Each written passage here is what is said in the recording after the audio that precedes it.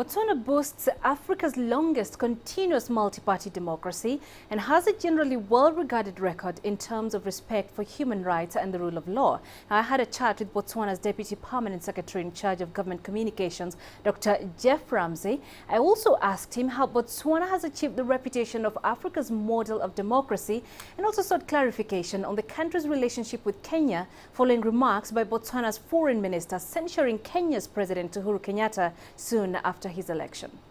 Botswana is known as a model of democracy in Africa. What has given it that reputation? I think it's just because we've been practicing it for so long. For many decades, we were one of the few multi-party democracies. And so we have that. I don't know that our democracy is necessarily better than, say, Kenya's right now, but we're an older democracy, so we have that, which has given us a reputation. We also have a strong tradition of nonviolence, and so in that respect there's a lot of tolerance in our society. There hasn't been cases in the past of political violence or repression by the state and the likes. Independent political parties in most of Africa have lost to the opposition parties after allowing multipartism.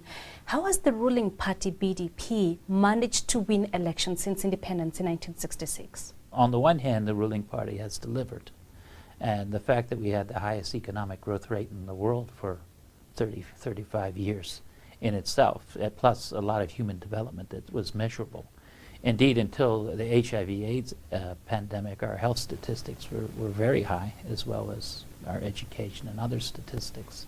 So there's been delivery by the ruling party, but also the opposition, as in many cases in Africa, is divided.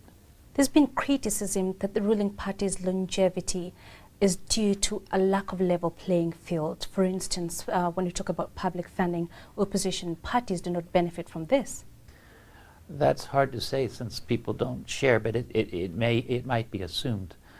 There's people who champion, even in the ruling party, public funding, but that's an issue which so far most Botswana are not really in favor of.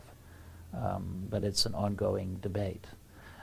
I don't, even when you look outside of the continent, public funding doesn't necessarily level the playing field. And at any rate, there are advantages and disadvantages to incumbency. There's advantages and disadvantages to being in the opposition. But the opposition's come close in the past, but poll after poll shows that the opposition, as long as it's disunited, is not likely to win, at least as in terms of the election situations we've had up till now. When Kenya's President Uhuru Kenyatta was declared winner of the 2013 elections, the foreign minister was quoted as saying that they will not allow him access to Botswana on account of the country's well-known stand on ICC suspects. So what's the official government position on this? I think the foreign minister was quoted out of context and also even misquoted. There were fake communications created about him that he wasn't aware of himself until we pointed it out to him in the social media. There was some Twitter account that was attributed to him that was not his, for example. But the bottom line is that we recognize and appreciate all along that this is a Kenyan matter, number one, that it was Kenya that took the situation to the ICC, and we also recognize and appreciate that Uhuru Kenyatta and other Kenyans have been cooperating with the International Criminal Court. So what we've made clear all along is we don't see this as an issue, and otherwise we have perfectly cordial relations with Kenya.